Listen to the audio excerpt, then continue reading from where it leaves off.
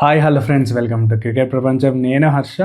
Third T20లో India versus England మ్యాచ్లో chase చేస్తే కనుక ఖచ్చితంగా ఓడిపోతారని నేనైతే ప్రివ్యూలో ఇవ్వడం జరిగింది. అండ్ తమ్నైల్ చూస్తే కూడా చేజ్ చేసిన టీం గెలవదనే ఉంది కదా.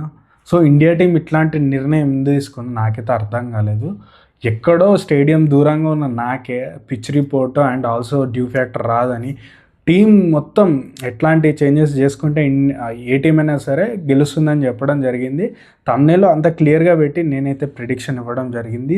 థర్డ్ T20లో చేజ్ చేస్తే గెలవరు అని క్లియర్గా నేను చెప్పడం జరిగింది. అండ్ ఫస్ట్ 3 మ్యాచెస్కి మనం ఇచ్చిన ప్రిడిక్షన్గా 100కి 100% కరెక్ట్ అయింది. అండ్ మీరు చూస్తే కనుక థర్డ్ T20లో ప్రివ్యూలో చూస్తే మీరు నా వీడియో ఉంది కదా, వీడియో వెళ్ళి చూడండి, క్లియర్గా ఇన్ఫర్మేషన్ ఉంటుంది. ఏంటి, ఇండియా ఈ మ్యాచ్ని అంటే టాస్ అనేది ఓడిపోతుంది, ఫస్ట్ బ్యాటింగ్ చేసి డిఫెండ్ చేసుకుంటుందని నేను క్లియర్గా చెప్పడం జరిగింది. బట్ మన అదృష్టం బాగాలేక టాస్ అనేది గెలవడం జరిగింది. సూర్యకుమార్ యాదవ్ చేజ్ చేయడం అనేది ఒక బ్యాడ్ నిర్ణయం తీసుకున్నాడు.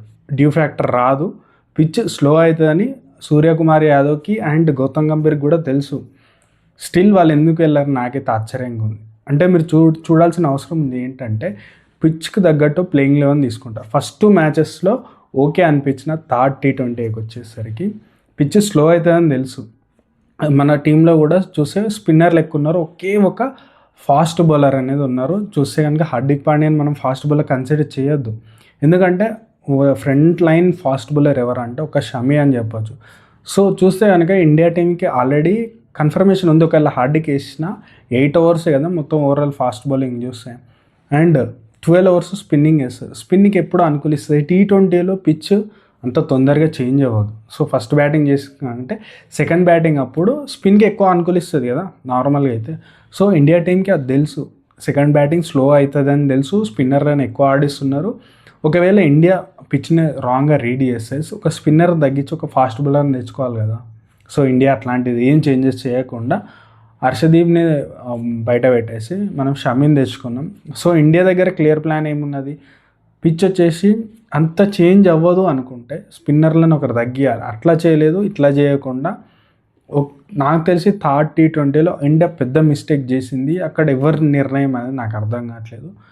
సో నేను ఇచ్చిన ప్రివ్యూలోనే క్లియర్గా ప్రివ్యూలో ఇచ్చిన ఏంటంటే ఇండియా టాస్ ఓడిపోద్ది అండ్ ఆల్సో ఫస్ట్ బ్యాటింగ్లో చేసి మనం విన్ అవుతాం. So good toss to lose అని నేను అనుకున్నా. బట్ అదృష్టం బాగాలేక ఇండియా టాస్ గెలిచింది, మ్యాచ్ అయితే ఓడిపోయింది క్లియర్గా. ఫస్ట్ 3 మ్యాచెస్కి ఫస్ట్ మ్యాచ్కి చెప్పిన చేజ్ చేస్తే నేను గెలుపని చెప్పిన, చేజింగ్ అయింది, గెలిచింది ఇండియా. సెకండ్ మ్యాచ్లో కూడా చెప్పిన ఇండియా ఈ మ్యాచ్ని ఫస్ట్ బ్యాటింగ్ చేసినా సెకండ్ బ్యాటింగ్ చేసినా ఇండియా గెలుస్తుందని చెప్పిన, అదేవిధంగా గెలిచింది. డ్యూ ఫ్యాక్టర్ గురించి కూడా చెప్పిన. థర్డ్ T20లో అయితే క్లియర్గా చెప్పిన చేజ్ చేస్తే కష్టము అని తమ్నేలోనే ఉంది. సో మనం ఇచ్చిన ప్రిడిక్షన్ అయితే కరెక్ట్ అయిందని చెప్పవచ్చు. బట్ ఇండియాకి ఈ మాత్రం కూడా తెలియదు, ఇండియన్ సపోర్ట్ స్టాఫ్లు ఎవరు ఉంటారో ఈ మాత్రం కూడా నేను ఎక్కడున్నాను ఎక్కడనో నాకు నా ఫేస్ కూడా మీకు తెలియదు, ఎవరికి నేను ఎవరినో కూడా ఎవరికి తెలియదు. బట్ నాకే ఇంత ఇన్ఫర్మేషన్ ఉన్నప్పుడు, నాకే ఇంత ఇన్ఫర్మేషన్ ఉంది, ఇంత కాన్ఫిడెన్స్గా ఎవరు కూడా చెప్పారు. మీరు చూడండి, ప్రిడిక్షన్ ఎవరని ఇస్తారు, ఇవ్వరు. ఇది ఈ టైం గెలుస్తుందని ఎవ్వరు కాన్ఫిడెన్స్గా ఇవ్వరు. బట్ మన ఛానల్లో వీడియోస్ చూడండి, మీరు వ్యూస్ తక్కువ ఉండొచ్చు, ఎందుకంటే నాకు ఫేస్ వాల్యూ లేదు. అంటే ఒక పెద్ద అంటే ఇప్పుడు మనం చూడవచ్చు, వేరే యాంకరింగ్ చేసే వాళ్ళు ఎవరైతే వాళ్ళ క్రికెట్ నాలెడ్జ్ బ్యాక్గ్రౌండ్ లేకపోయినా వాళ్ళు ఒక రివ్యూ చెప్తే మీరు పడి చూస్తారు దాన్ని. కామెంటరీ చెప్పే వాళ్ళ వీడియోస్ పడి చూస్తారు. ఎవరైతే నిజంగా క్రికెట్ ఆడి క్రికెట్ మీద నాలెడ్జ్ ఉందో వాళ్ళ వీడియోస్ చూడరు. కావాలంటే తిరుమల శెట్టి సుమన్, మీ అందరికీ తెలుసు, కామెంటరీ తను చెప్తున్నాడు. బట్ తను క్రికెటర్, IPL ఆడిండు. షేన్ వార్ని 6 కొట్టిండు IPL. మనకు అవి తెలియదు. మన ఎవరంటే కామెంటరీ ఎవరైతే హైలైట్గా చేస్తారో వాళ్ళ వీడియోస్ ఉంటాయి. క్రికెట్ నాలెడ్జ్ ఉన్న వాళ్ళ వీడియోస్ చూడరు, దాన్ని సబ్స్క్రైబ్ చేయరు, దాన్ని ప్రమోట్ చేయరు. అసలు నార్మల్గా సరే ఎవడో ఒకటి చెప్తున్నాడు, ఏదో ఇంత కాన్ఫిడెంట్గా చెప్తున్నాడు, ఏంది అసలు వీనికి అసలు ఇంత టాలెంట్ ఉందా అసలు ఏంటి అని ఫాలోఅప్ కూడా తెలియదు. సో చూస్తే కనుక 3 మ్యాచెస్కి 3 మ్యాచ్ మీరు మ్యాచ్లు అయిపోయినాయి కదా, నేను ప్రివ్యూ ఇచ్చింది మ్యాచ్కి ముందే ఇచ్చి ఉంటా కదా. మీరు వీడియోస్ టైమింగ్స్ అవన్నీ డేట్స్ కూడా ఉంటాయి, వెళ్ళి చూడండి. నేను చెప్పిన ప్రతి ఒక్క పాయింట్ వ్యాలిడ్ పాయింటా కదా మీకు తెలుస్తుంది. లాస్ట్ మ్యాచ్ ఇండియా గెలుస్తుందా గెలవదా ఎట్లా గెలుస్తుందని కూడా చెప్పిన. సో టాసే మనం ముంచేసింది ఆడ, మనం ఏం చేయలేం.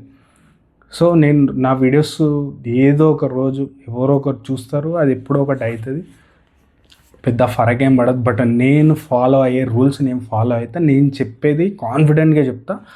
మనం నాకు తెలుసు 10 మ్యాచెస్లో 3 మ్యాచెస్ నేను అనుకున్నది జరగదు, బట్ నేను చాలా పెంచిన అన్నట్టు ప్రిడిక్షన్ ఖచ్చితంగా పర్ఫెక్ట్ ఇవ్వడానికి. నేను ఒక ఫాలో అయ్యే రూల్ ఉంటుంది, ఆ రూల్స్నే నేను ఫాలో అయితే నాకు సక్సెస్ వస్తాయి, లేకుంటే రాదు. బట్ ఇండియా అయితే వెరీ బ్యాడ్ నిర్ణయం తెలుసు. 4th T20 అయితే ప్రివ్యూ అయితే రెడీ అయిపోయింది. మీరు నా ఛానల్ కొత్తగా వస్తాయి కానీ ఖచ్చితంగా మీరు వీడియోస్ చూడండి, 3-4 వీడియోస్ చూడండి. 3 వీడియోస్, లాస్ట్ 3 వీడియోస్ ప్రివ్యూస్ ఉంటాయి. చూస్తే కనుక నాకింత క్రికెట్ సెన్స్ ఉందో మీకు అర్థమవుతుంది. అంతకు మించి నా ఛానల్ సబ్స్క్రైబ్ చేసుకోమని కానీ, నాకు సపోర్ట్ చేయమని కానీ ఎట్లాంటివి మనం అడగము. బట్ వేరే వీడియోలో ఖచ్చితంగా అడుగుతాను. అయితే ప్రిడిక్షన్ ఇచ్చినప్పుడు ఆ వీడియోలో చెప్తా, కానీ ఈ వీడియోస్లో నేను చెప్పింది జరిగింది, నువ్వు సబ్స్క్రైబ్ చేసుకోవాలి, నీకు ఇష్టం లేకపోయినా చేసుకో, అట్లాంటివి మీకు ఇష్టం ఉంటే చేసుకుంటారు, లేకపోతే లేదు. బట్ మన ప్రిడిక్షన్ అయితే కరెక్ట్ అయిందని చెప్తున్నాను. ఇండియా గెలిస్తే బాగుండు. అసలు ప్రిడిక్షన్ నాది రాంగ్ అయినా కొన్నిసార్లు హ్యాపీగా అనిపిస్తుంది ఇండియా గెలిచినప్పుడు. కొన్ని మ్యాచెస్లో గెలిచి నా ప్రిడిక్షన్ రాంగ్ అయినా మంచిగా అనిపిస్తుంది. బట్ ఇట్లాంటి ఇప్పుడున్న సిచ్యువేషన్ అయితే నా ప్రిడిక్షన్ కరెక్ట్ అయింది, ఇండియా రాంగ్ నిర్ణయం తీసుకుంది అనుకుంటున్నా. సో ఇది వీడియో నచ్చితే కనుక ఖచ్చితంగా లైక్, షేర్, సబ్స్క్రైబ్ అయితే చేసుకోండి. Thank you.